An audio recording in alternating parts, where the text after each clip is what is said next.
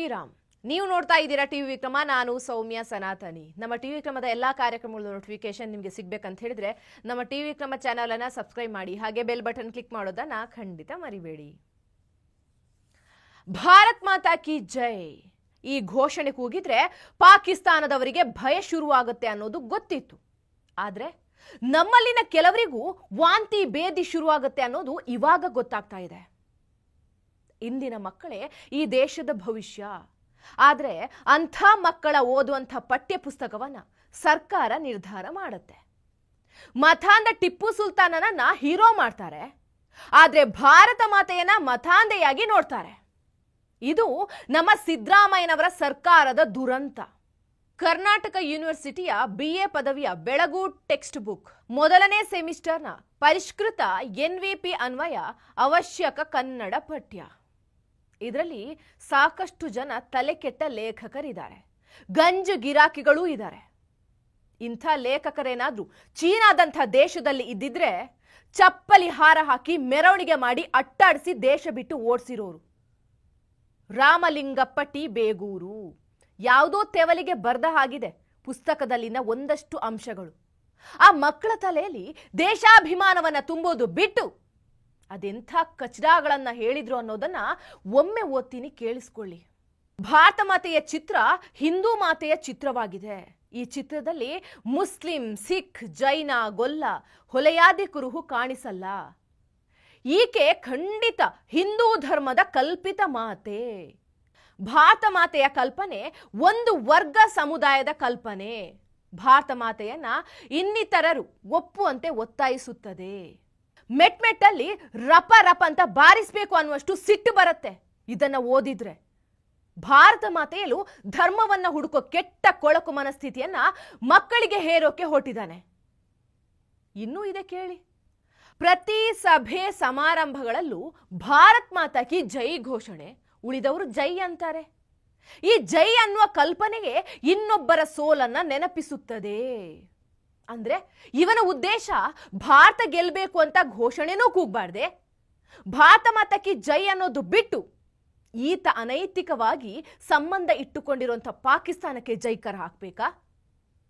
Next ನೋಡಿ, ಭಾರತೀಯ ಮುಸ್ಲಿಮರು ಪರಕೀಯರ ಪ್ರಜ್ಞೆಯಿಂದ ನರಳ್ತಾ ಇದ್ದಾರೆ. ಈ ಹಿಂದೂ ಧರ್ಮ ಅನ್ನುವ ಕಲ್ಪಿತ ಧರ್ಮ ಇದೆಯಲ್ವಾ, ಹಿಂದೂ ಧರ್ಮ ಎಲ್ಲವನ್ನ ಜೀರ್ಣಿಸ್ಕೊಂಡು ಐಕ್ಯ ಮಾಡ್ಕೊಳ್ತಾ ಇದೆ. ಇಲ್ಲವಂದ್ರೆ ಅದು ಬೇರೆಯದ್ದು ಅನ್ಯವೆಂದು ಉಚ್ಚಾಟನೆ ಮಾಡುತ್ತೆ. ಇಸ್ಲಾಂ ಧರ್ಮವನ್ನ ಹಿಂದೂ ಧರ್ಮ ಎಂದಿಗೂ ಜೀರ್ಣಿಸಿಕೊಳ್ಳಲು ಸಾಧ್ಯವಾಗಲಿಲ್ಲ. ಹೇಗೆ ಜೀರ್ಣಿಸಿಕೊಳ್ಳೋದಕ್ಕೆ ಸಾಧ್ಯ? ಜೀರ್ಣ ಆಗೋದಕ್ಕೆ ಅದು ಪೌಷ್ಟಿಕ ಆಹಾರ ಅಲ್ಲ, ಕಾರ್ಕೋಟಕ ವಿಷ. ಹೊಟ್ಟೆಗೆ ಹೋದ್ರೆ ಜೀವ ಹೋಗುತ್ತೆ. ನೆಕ್ಸ್ಟ್ ಲೈನ್ ನೋಡಿ. ರಾಷ್ಟ್ರೀಯವಾದ ಸಮಾನ ನಾಗರಿಕ ಸಂಹಿತೆ ಎಲ್ಲರ ಮೇಲೆಯೂ ಹೇರುತ್ತದೆ. ಭಾರತ ಹಿಂದೂಗಳ ಸ್ವತ್ತು, ಪಾಕಿಸ್ತಾನ ಮುಸ್ಲಿಮರ ಸ್ವತ್ತು ಎನ್ನುತ್ತದೆ. ತಪ್ಪೇನ್ರಿ ಇದೆ? ಸ್ವಾತಂತ್ರ್ಯ ಸಿಕ್ಕ ನಂತರ ಮುಸ್ಲಿಮರಿಗೆ ಪ್ರತ್ಯೇಕ ರಾಷ್ಟ್ರ ಬೇಕು ಅಂತ ತಗೊಂಡು ಹೋದ್ಮೇಲೆ ಅದೇ ಅವ್ರ ಮನೆ. ಭಾರತ ಹಿಂದೂಗಳ ಸ್ವತ್ತು. ಇಲ್ಲಿ ಇರಬೇಕು ಅಂದ್ರೆ ಇಲ್ಲಿನ ಸಂಸ್ಕೃತಿ, ಧರ್ಮ, ಪರಂಪರೆ, ಆಚರಣೆಗಳನ್ನ ಒಪ್ಕೊಂಡಿರ್ಬೇಕು. ಇಲ್ಲ ಆ ಬಿಖಾರಿ ದೇಶಕ್ಕೆ ಹೋಗ್ಬೇಕು. ಇನ್ನು ನೆಕ್ಸ್ಟ್, ಜೈನ, ಸಿಖ್, ವೀರಶೈವರು ರಾಷ್ಟ್ರೀಯತೆಗೆ ಅನ್ಯವಾಗಿ ಕಾಣುತ್ತಿಲ್ಲ. ದೇಶ ವಿಭಜನೆ ಸಮಯದಲ್ಲಿ ತಮ್ಮದೇ ಪ್ರತ್ಯೇಕ ರಾಷ್ಟ್ರದ ಬೇಡಿಕೆ ಇಟ್ಟಿಲ್ಲ. ಹಿಂದೂ ರಾಷ್ಟ್ರೀಯತೆಯನ್ನ ಈ ಧರ್ಮಗಳು ಒಪ್ಕೊಂಡಿದೆ. ಈ ಅತಿ ಬುದ್ಧಿಜೀವಿಗಳ ಗೋಳೆಯೇ ಇದು. ರಾಷ್ಟ್ರೀಯತೆ ಅನ್ನೋದು ಧರ್ಮಕ್ಕೆ ಸೀಮಿತ ಅಲ್ಲ. ನನ್ನ ಊರು, ನನ್ನ ಜಿಲ್ಲೆ, ನನ್ನ ರಾಜ್ಯ, ನನ್ನ ದೇಶ ಅನ್ನೋದು ಪ್ರತಿಯೊಬ್ಬರಲ್ಲೂ ಬರಬೇಕು. ಅದು ಅವರಲ್ಲಿದೆ. ತಪ್ಪೇನು? ಸಮಾರಂಭದಲ್ಲಿ ಭಾರತ ಮಾತಾ ಕಿ ಜೈ ಎಂದು ಯಾರಾದರೂ ಕೂಗಿ ಉಳಿದವರು ಜೈ ಎನ್ನುತ್ತಾರೆ. ಈ ಜೈ ಎನ್ನುವ ಕಲ್ಪನೆ ಇನ್ನೊಬ್ಬರ ಸೋಲನ್ನು ನೆನಪಿಸುತ್ತದೆ. ಅಂದರೆ ಭಾರತ ಮಾತಾ ಕಿ ಜೈ ಅನ್ನೋದು ಕೂಡ ಹುಡುಗರಿಗೆ ತಪ್ಪು ಅನ್ನುವಂಥ ಕಲಿಸುವಂಥ ಪಾಠವನ್ನು ಕಾಲೇಜುಗಳಲ್ಲಿ ಇವತ್ತು ವಿಶ್ವವಿದ್ಯಾಲಯ ಮಾಡ್ತಾ ಇದೆ. ಅದರ ಜೊತೆಗೆ ಕನ್ನಡ ಭುವನೇಶ್ವರಿ ದೇವಿ ಮುಂದಿನ ಪಠ್ಯದಲ್ಲಿ ಅದು ಇದೆ. ಭುವನೇಶ್ವರಿ ದೇವಿ ಕೂಡ ಬರೀ ಒಂದು ವರ್ಗಕ್ಕೆ ಸೇರಿದವರು. ಭುವನೇಶ್ವರಿ ದೇವಿ ಎಲ್ಲರನ್ನು ಪ್ರತಿನಿಧಿಸುವುದಿಲ್ಲ ಅಂತ ಕೂಡ ಬರೆದಿದ್ದಾರೆ.